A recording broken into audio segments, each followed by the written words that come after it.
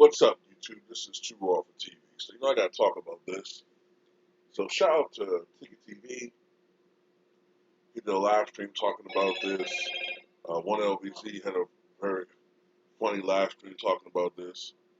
Um, so, during last night's game between Los Angeles Lakers and Atlanta Hawks, there was an altercation between LeBron James and someone whom he dubbed Courtside Karen, right? Um, she was, well, let me read from the article before I go further. So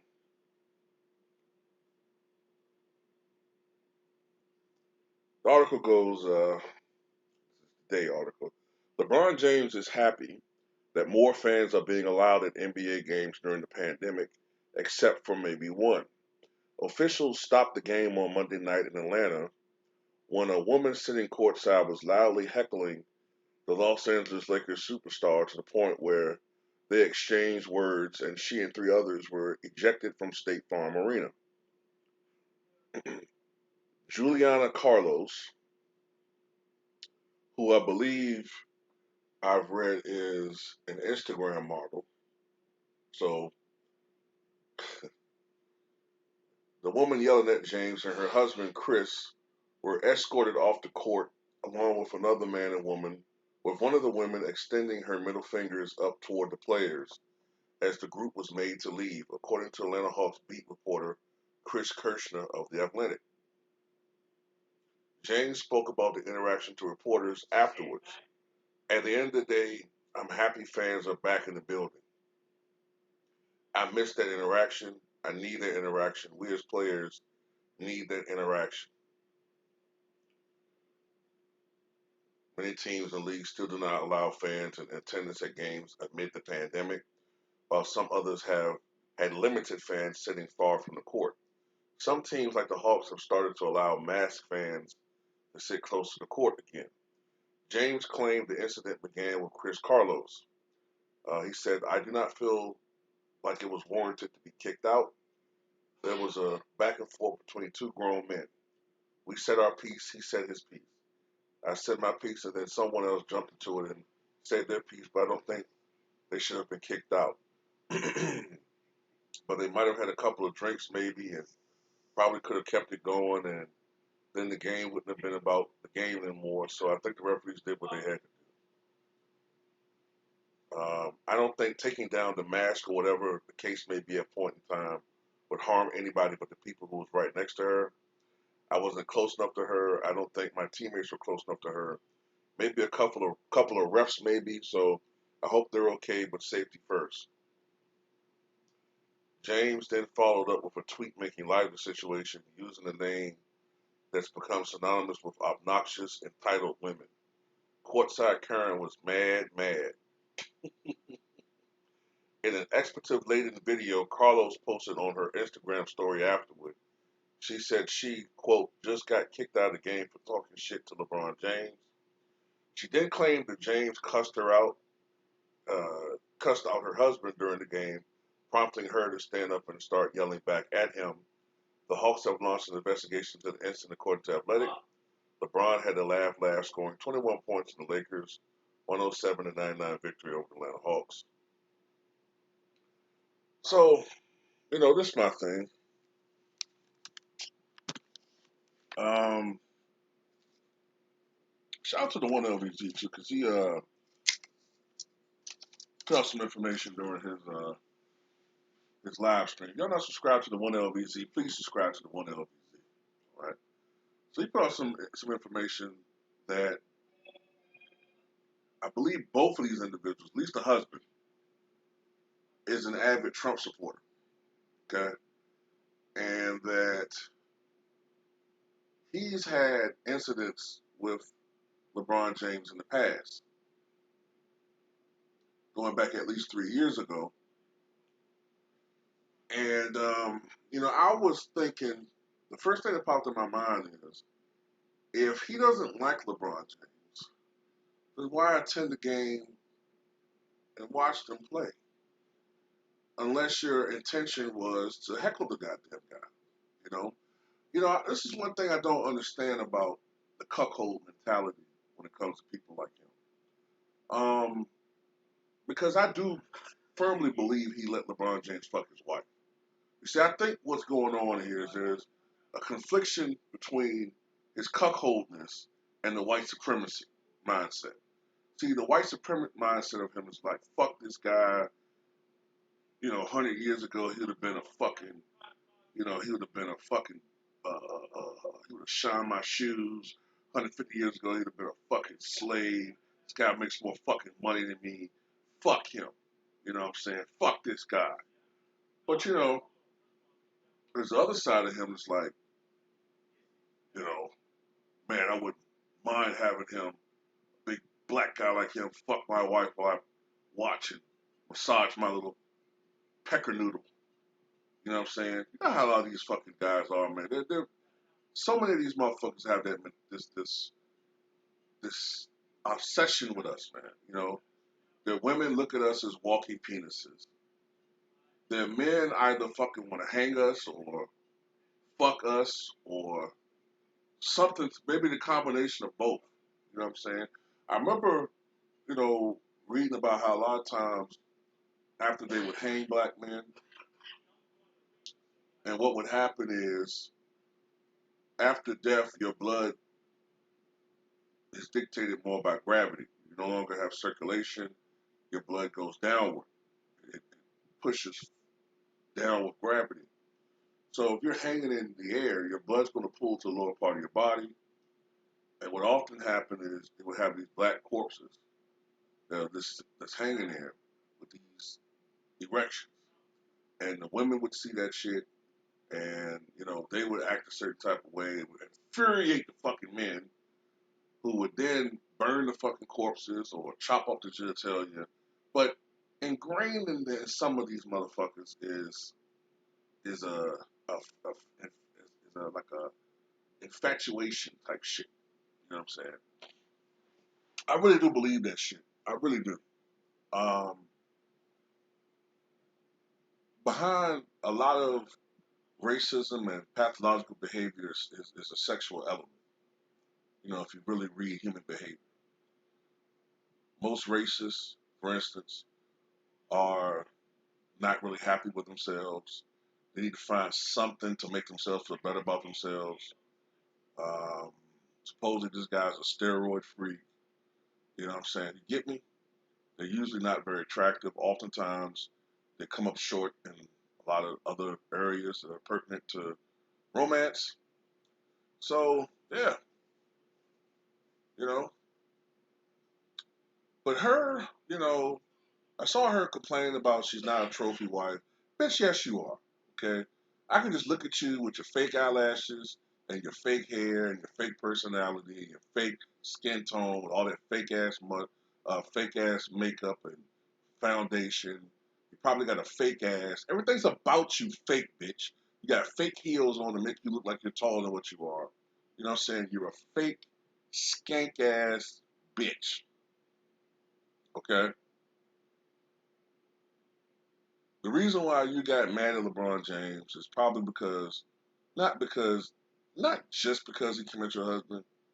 You did that just, you know, for show.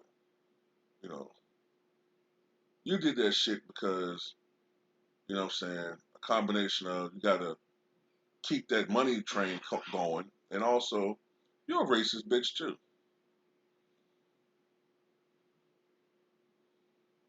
But it's the thing. Let me see something. What's this guy's name? Let's see what his name is again. Is it is it John Carlos?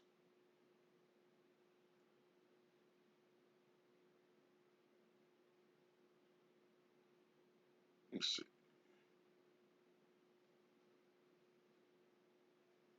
Chris Carlos.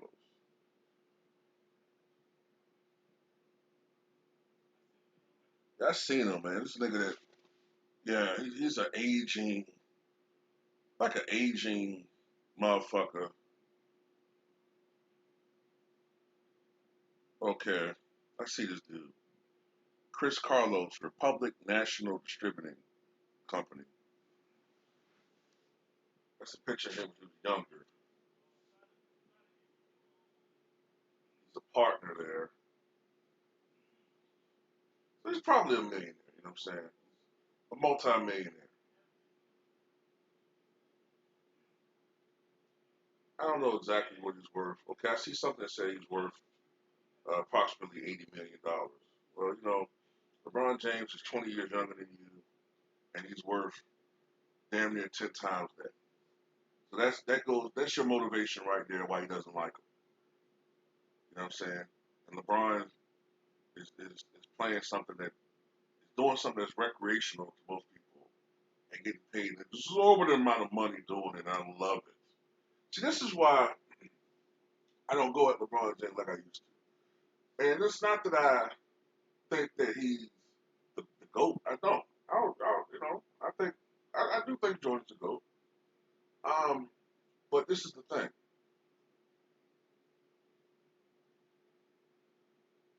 There's an agenda against people like LeBron James that's being pushed by the right. And look, I know some of you dudes can't stomach, somebody having any type of sympathetic or empathetic, uh, you know, angle toward LeBron. So you'll say shit like, "Oh, this shit was staged," or "LeBron staged." Stop that bullshit, okay? Okay, LeBron's fucking pull in the right in the political world is not that fucking strong. Okay, he ain't fix it so Laura Ingram told him to shove and dribble. Okay, I know you dudes don't like LeBron, but goddamn, man, everything ain't fucking staged just because you hate this motherfucker so much. If you hate LeBron that much, then you need to stop like debating motherfuckers about sports because that shit can kind of get you out of whack with like the actual person. It becomes a caricature almost in your mind. You know what I'm saying? Like I've been there before with the whole Kobe versus Jordan thing. It got to the point where Kobe was a caricature in my mind. Like he was just an object that I wasn't even looking at as a human anymore. So fuck that bullshit, man. You saw what happened to Kobe last year. This shit not all that important, man, in the grand scheme of things. Where we rank a player and where I think he ranked. That shit not important in the grand scheme of things. You know what I'm saying? It's nice that I do it. That shit not really important. We got a whole bunch of more important shit going on, and it has to do with motherfuckers out there coming at his head right now. I was just talking to somebody about the other day. Someone was escorted. What game was it? I think when it was in Cleveland, and somebody had a shirt on, or what was it, a shirt that said LeBron James is a racist. LeBron James is a narcissist, right? And it makes me sometimes wonder. I'm not saying Trump himself. I'm not saying that. But surrogates of Trump. You know what I'm saying? Because Trump kind of fucked things up with a lot of supporters what went down last month. But it makes me wonder if certain surrogates of Trump are kind of putting these planks in place. I mean, lower tier surrogates of the whole shit. You know what I'm saying? Or encouraging them, to say the least. Supposedly this guy's donating a lot of money to Trump. I don't know about the guy in Cleveland, but you know, it just could be incidents that are not connected to one another. But being that this guy's out of power now, Donald Trump, a lot of people think that he's going to fade away. That's not his style. He's not on Twitter anymore, but his son is, his daughter is. You know what I'm saying? I've read that this motherfucker raised during the campaign, right? This motherfucker basically pilfered $76 million.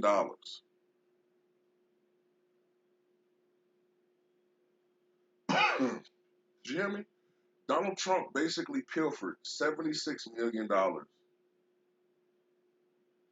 in donations, and he'll get away with it because he's a former president. So that's what I'm talking about. You know what I'm saying? Um, the right, it's not even the right anymore, man. It's the extreme Trump supporters, these racist white supremacists.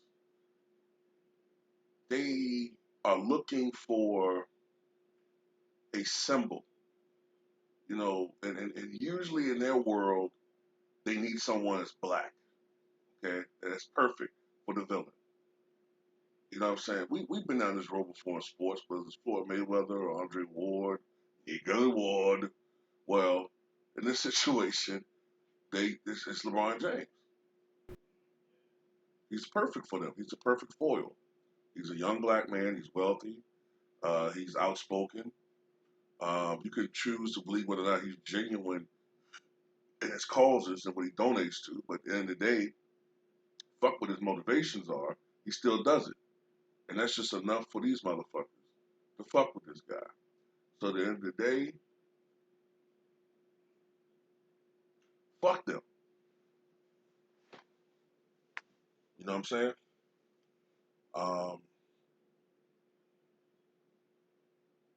that's pretty much all I gotta say. Fuck them. Um, your guy lost. Not that I support the motherfucker that's in here now, but your guy lost. And you motherfuckers can't deal with rejection. You know what I'm saying? You guys haven't been told no before. Or if you've been told no, you try to, no, motherfucker, you lost. And that's how the fuck it's gonna be. Okay? And you know what I'm saying? That's it. That's what I have to say.